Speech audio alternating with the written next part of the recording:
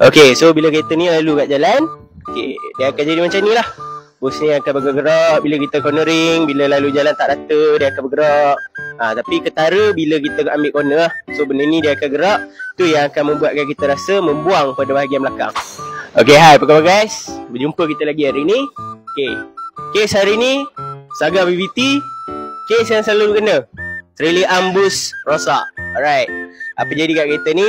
Macam biasa, owner datang komplain. Dia kata belakang dia ada rasa membuai, ada rasa membuang. So bila kita check tengok exhaust dia elok. Bahagian belakang apa yang kita dapat tahu, masalah dia adalah daripada bus dia ni. Nampak tu. Tu dia. Bus dia ni dah rosak, dah pecah dah pun. So bila dia lalu kat jalan, apa jadi kat bus ni? Bus ni akan bergerak-gerak.